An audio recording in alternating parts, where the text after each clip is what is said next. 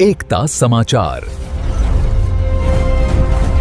हर खबर सबसे पहले। हमारे देश के गृह मंत्री जी उनको तड़ीपार किया था। उस समय की हाई कोर्ट ने स्टेटमेंट दिया था, सुप्रीम कोर्ट ने, कि ये प्रधानमंत्री जी मोदी जी और गृह मंत्री जी अमित शाह जी जो आज वर्तमान में हैं, उनके लिए कहा था कि ये देश के लिए खतरे हैं। आज पूरा देश चला रहे हैं। मैं इस बात को काउंटर इसलिए कर रहा हूं कि वर्तमान हालातों ने चेतर भाई वसावा को मजबूर किया। उनके खुद के घर पे आके, घर के पास में जो बिलानाव फॉरेस्ट की जमीन थी, उनके कब्जे में थी 50 सालों से, जिनका फॉरेस्ट राइट 1% का पट्टा भी मिला हुआ था, उस जमीन को उन्होंने हड़पने का काम किया। प्रशासन ने उनको मजबूर किया। इसके बाद उनसे कुछ कदम हाथापाई जो हुई है, तो सरकार चाहती थी उनको जेल भेजना है, तो वही काम हुआ है। ऐसा कोई आपराधिक प्रवृत्ति के लोग नहीं हैं। वो सीधा साधा अपने अधिकारों के लिए लड़ता था, और खुद के घर पे जब आ बिकती है तो स्वाभाविक है आदमी रिएक्शन करेगा। सर, एक जो ईसाई धर्म से भी मेल नहीं खाती है, हिंदू धर्म से भी मेल नहीं खाती है, मुस्लिम धर्म से भी मेल नहीं खाती है। हम वहां जा रहा है, स्वाभाविक है, उसका भी हम विरोध कर रहे हैं, क्योंकि वहां जाएगा तो ट्राइबल कल्चर, ट्राइबल परंपरा, ट्राइबलों का जो सारा सिस्टम है वो खत्म हो जाएगा, उसकी आइडेंटिटी खत्म हो जाएगी। क्योंकि आदिवासियों की आइडेंटिटी उसका कल्चर है, उसकी बोली भाषा है, उसका ट्रेडिशनल लॉ है, उसकी आइडेंटिटी वो है। पर हम कह रहे हैं कि अगर डिलिस्टिंग की बात आती है तो सबके लिए होना चाहिए। जो आदिवासी मुस्लिम में गया उसकी भी होना चाहिए, जो आदिवासी हिंदू धर्म में चला गया उसका भी होना चाहिए, जो आदिवासी ईसाई में गया है वहां पर भी होना चाहिए, सबके लिए होना चाहिए। एक ही कानून पास कर देना चाहिए डिलिस्टिंग में कि जो आदिवासी अपना ट्रेडिशनल लॉ, और संविधान खुद कहता है कि आदिवासी हिंदू विवाह अधिनियम 1955 लागू नहीं हुआ है। उसमें क्लोज में लिखा हुआ है कि आदिवासी हिंदू नहीं है, इसलिए हिंदू विवाह अधिनियम आदिवासी पे लागू नहीं होता है। जैसे कि कहे कि हम लोग संपत्ति का उत्तराधिकार कानून जो बना हुआ है 1956-57 में, उसमें भी स्पष्ट लिखा हुआ है, उसमें भी ट्राइबल पे लागू नहीं किया गया। तो सरकार को, क्योंकि हम कह रहे हैं आस्था अलग चीज है, इसको जो जहां मानना जाएगा, लेकिन अपने कल्चर को नहीं भूले। आज हम देखते हैं धर्म का कोई बड़ा इशू नहीं है। ग्रामीण इलाके में देखते हैं, सुबह उठ के किसी को बीमार हुआ है तो जाएगा, उसकी आस्था है तो मंदिर में जा रहा है, उसको लगेगा 2 दिन बाद चर्च में जा रहा है, 4 दिन बाद गलियाबुट हमारा दरगाह है वहां जा रहा है। हम गलियाबुट दरगाह में देखते हैं, वहां सभी धर्म के, सभी वर्ग के लोग जाते हैं। तो ये आस्था का विषय है। लेकिन जिस तरह से बीजेपी धर्म का कार्ड खेल के आपस में लड़ाने का काम कर रही है, वो दुर्भाग्यपूर्ण है। आदिवासी समुदाय के लिए नहीं, पूरे देश के लिए दुर्भाग्यपूर्ण है। हकीकत तो ये नहीं है। हकीकत केंद्र सरकार वर्तमान बजट देने में विफल हो रही है।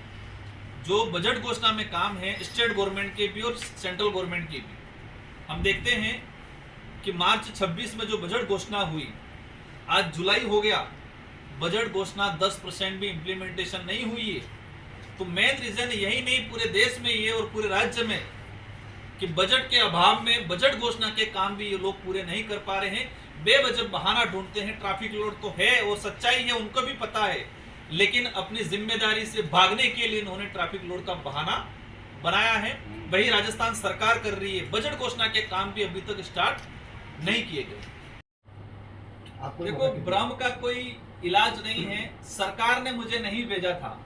मैं स्पष्ट कर दूं कि मैंने स्वयं संयुक्त राष्ट्र संघ जेनेवा में जो कार्यालय है, वहां की जो बॉडी है, मैनेजमेंट बॉडी है, उनको मैंने स्वयं ने रिक्वेस्ट भेजा था, मेल भेजा था। इस बार संयुक्त राष्ट्र संघ जेनेवा में 193 देशों ने हिस्सा लिया था। कुछ जनप्रतिनिधि थे, कुछ सोशल एक्टिविस्ट थे, और इंडिजिनस पीपल के राइट्स पे इस बार सेशन था। पूरे विश्व के इंडिजिनस पीपल के राइट्स पे सेशन था। मैंने खुद ने रिक्वेस्ट भेजा था, वहां से मुझे निमंत्रण आया था, सीधा भारत सरकार की तरफ से मुझे नहीं भेजा गया था। और शायद भारत सरकार की तरफ से भेजना तो ठीक है, अगर उनको पता भी चलता शायद, तो मुझे नहीं भेजते। और जिस तरह से मैंने भारत सरकार के, क्योंकि भारत सरकार ने आदिवासियों के अस्तित्व पे ही सवाल खड़ा कर दिया है, उनके अस्तित्व को मिटाने का काम किया है, तो मैंने जो बोला था उस पर हो सकता कार्रवाई भी करते, पर शायद ये जंतर मंतर पे चल रहा था, आग लगी हुई थी, युवा जाग चुका था, इसलिए शायद वो भी नहीं किया। बाकी भारत सरकार की तरफ से हमें नहीं भेजा था। जिस तरह से हमारे भाजपा के सांसद, उनके लिए क्या बोलूं मैं, जिस तरह से वो बौखलाहट वाली बातें बोल रहे हैं, वो सारा भ्रम है। मैं स्वयं गया था, यूनियन ने मुझे पर्सनली निमंत्रण भेजा था। और मुझे गर्व है कि पहली बार हमने भारत देश के आदिवासियों के अधिकारों के लिए, उनके अस्तित्व के लिए हमने बात रखी और ये बात विश्व पटल पे पहुंची है। विश्व के कई लोगों ने इस पे मंथन करने का और बहुत जल्दी विश्व लेवल से सरकार से जवाब भी मांगा जाएगा कि कंट्रोवर्सी क्यों पैदा हो रही है। विश्व पटल पे संयुक्त राष्ट्र संघ जेनेवा में मुझे प्रतिनिधित्व करने का अवसर मिला। मैं जेनेवा पहुंचा, मुझे खुशी भी हुई कि मुझे देश लेवल के आदिवासी दलित पिछड़ों की आवाज बनने का, देश का प्रतिनिधित्व करने का अवसर मिला। लेकिन वहां जाने के बाद एक पीड़ा हुई। वो पीड़ा काफी गंभीर थी। वो पीड़ा ये थी कि जो राष्ट्रीय पार्टियां कांग्रेस और बीजेपी आदिवासी समाज की बात करती है, अधिकारों के लिए बात कर लेती है, अपने भाषणों में आके आदिवासी दिवस मनाने के लिए आ जाते हैं, बिरसा मुंडा दिवस मनाते हैं, मानगढ़ पे आके कह देते हैं, भले कांग्रेस के लीडर हो, बीजेपी के हो, कि आदिवासी यहाँ का मूल निवासी है। लेकिन विश्व पटल पे भारत सरकार ने हमेशा ये कहा है कि भारत में कोई आदिवासी नहीं रहता है।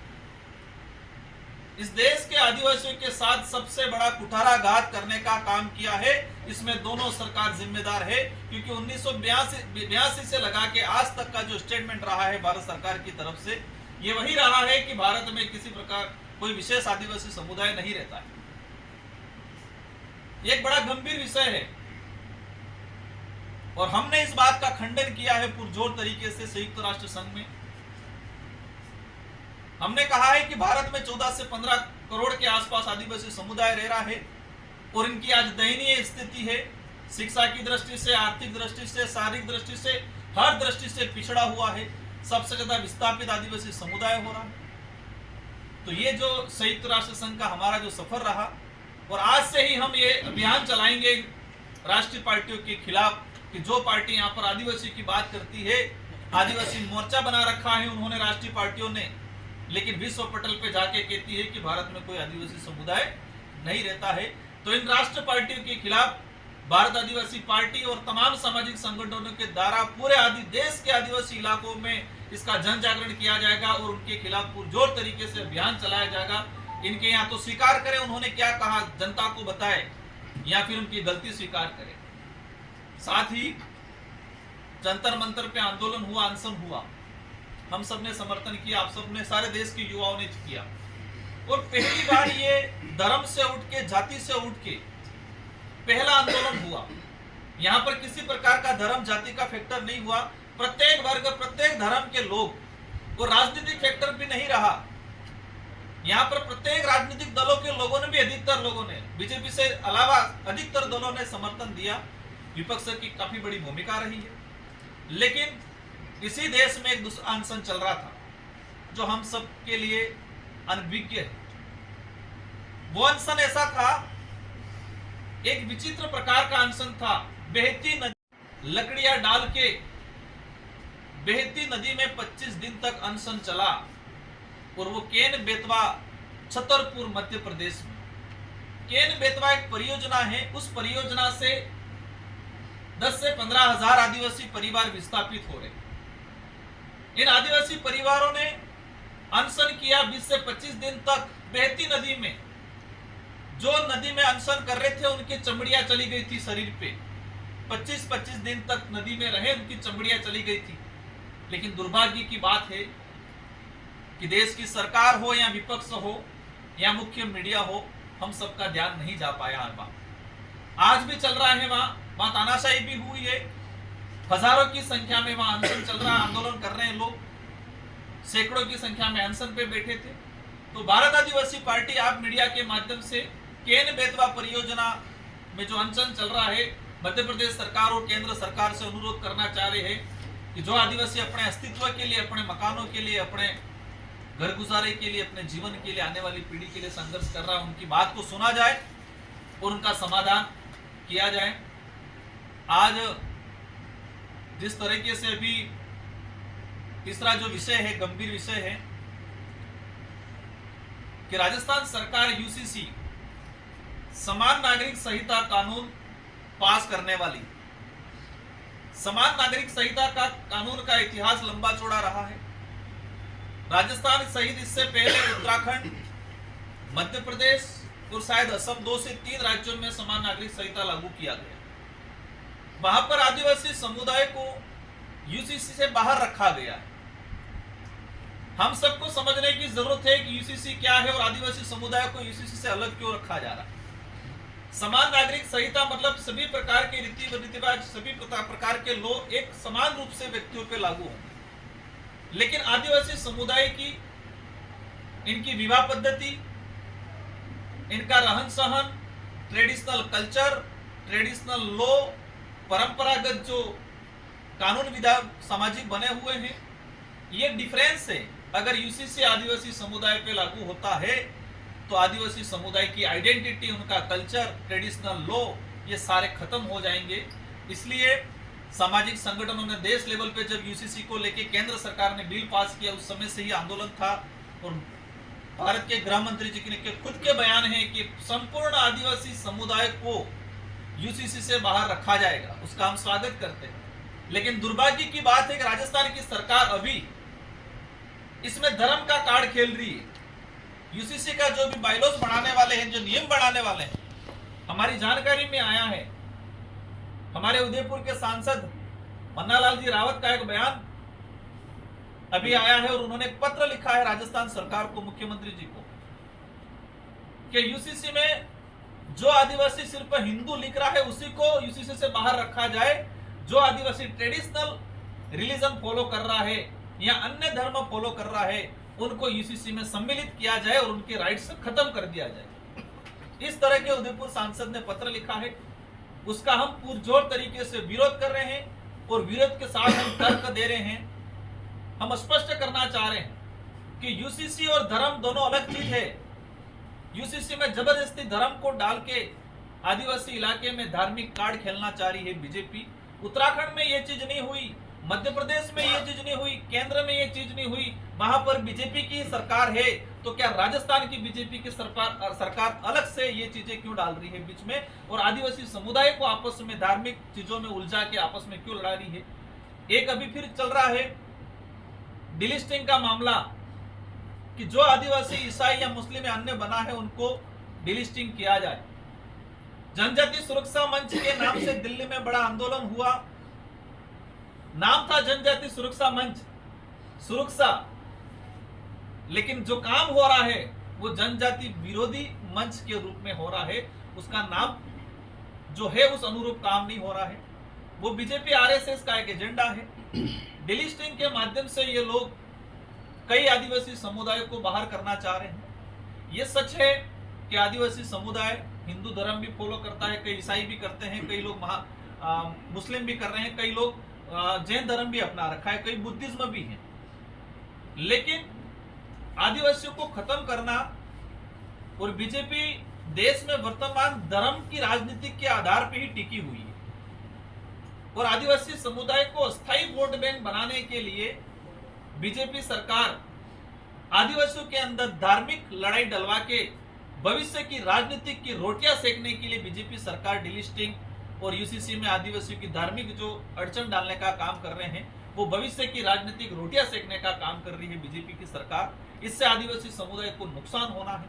हम कह रहे हैं कि आदिवासी समुदाय को अधिकारों की जरूरत है, शिक्षा की जरूरत है, स्वास्थ्य की जरूरत है।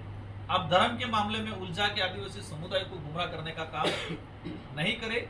डिलिस्टिंग जिस तरह से ला रहे हैं उसका हम विरोध कर रहे हैं। और यूसीसी में आप जिस तरह से लोग बायलॉज डालने की प्लानिंग में हैं कि जिसने डॉक्यूमेंट में हिंदू लिखा है उसी को यूसीसी से बाहर रखा जाएगा और आदिवासी राइट्स के लिए उसको संरक्षित किया जाएगा।